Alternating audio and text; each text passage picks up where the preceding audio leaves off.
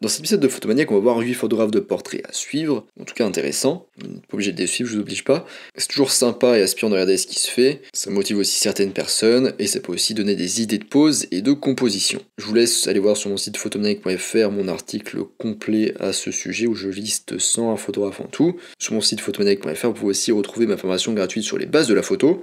Allez, en avant, Guingamp. Alors, Sonak Shah, donc ça s'écrit S-A-U-N-A-K, plus loin S-H-A-H.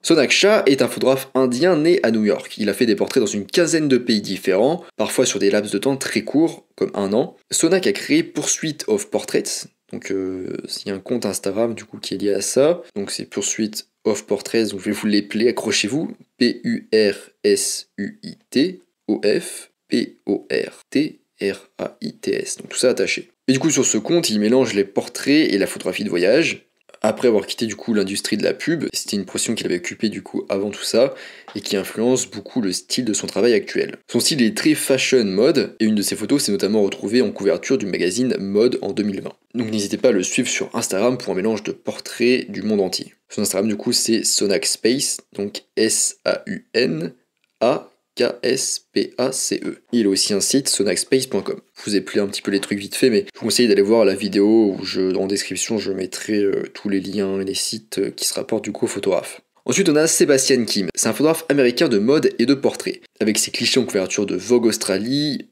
L'Uomo Vogue, Vogue Russie, GQ, Edit, Allure et bien d'autres, son flux Instagram est rempli de photographies fashion mode. Du coup à suivre aussi si vous aimez ce style, donc son Instagram c'est Seb Kim Studio, donc c'est S-E-B-K-I-M-S-T-U-D-I-O. Ensuite on a Omar Z Robles.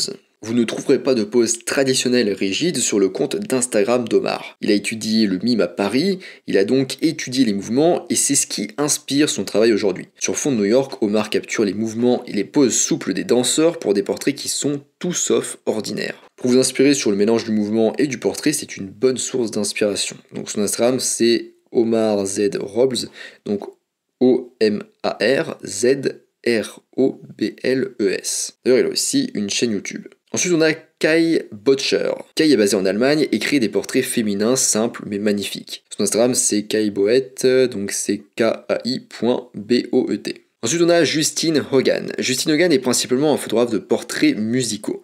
Ses portraits en noir et blanc sont très puissants et se distinguent par leur netteté, leur qualité et leur créativité. Son Instagram, c'est Thanks Camera, donc T-H-A-N-K-S-C-A-M-E-R-A. Ensuite, on a Petra Collins. Petra Collins est une photographe éditoriale qui a vu de nombreuses de ses photos en couverture de grands magazines. Elle a photographié notamment pour ID, I-D, je connais pas du tout, Allure et Vogue.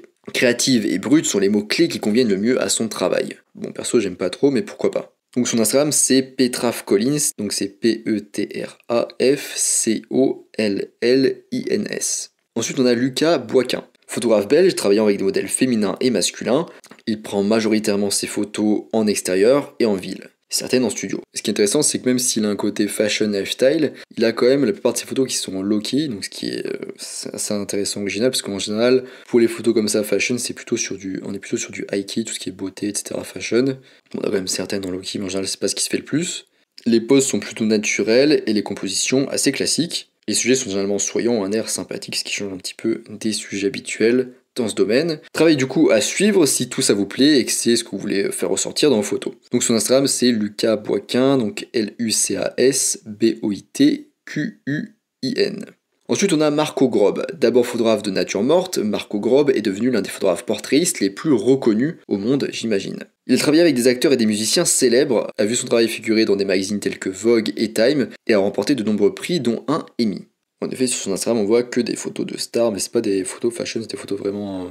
c'est vraiment photos d'artistes, donc c'est assez sympa. Marco Grob, du coup, M-A-R-C-O-G-R-O-B. Ouais, moi, en tout cas, j'aime bien. Ensuite, on a Danny Batista. Danny est un photographe américain. Il propose sur son fil des portraits sensuels, colorés et imaginatifs. Il a vraiment des idées de composition ou de gestion de la lumière très intéressantes. Et si sur son compte Instagram on ne voit quasiment que du portrait féminin, parce qu'en fait c'est ce qui marche sur Instagram, sur son site on voit un peu plus de variété comme de la photo immobilière, culinaire ou encore automobile. Son Instagram du coup c'est Danny Batista, D-A-N-N-Y-B-A-T-I-S-T-A. Ensuite, on a Nadav Kander, donc connu pour ses photos de portraits et de paysages. Nadav Kander est également artiste et réalisateur. Son travail a été présenté dans plusieurs expositions et il a reçu de nombreux prix. Alors, son Instagram c'est Nadav Kander, donc Nadav Kander. Enfin, on a Chris Hernandez. Chris est basé en Floride et produit des portraits très colorés et fantaisistes avec des retouches très appuyées. C'est pas forcément ce que je préfère, mais ça peut peut-être vous plaire. Et ce qui est sympa surtout, c'est qu'il montre un petit peu comment il prend chaque photo avec des petites vidéos ou des photos behind the scene, donc en gros derrière la scène, derrière la photo, derrière ce qui s'est passé, tout ce qu'on fait pour faire la photo. Son Instagram c'est CNHPHOTOGRAPHY, donc CNH photographie. Voilà, on arrive à la fin de ce petit épisode sur quelques portraits à suivre. J'espère que ça vous donnera des sources d'inspiration pour vos propres photos. J'en ai listé du coup beaucoup plus dans mon article que je vous laisse aller voir sur photomaniac.fr et sur mon site photomaniac.fr. Vous pouvez aussi retrouver ma formation gratuite sur les bases de la photo. Moi je vous laisse ici du coup à vos photos de portraits et je vous dis à bientôt sur les internets mondiaux.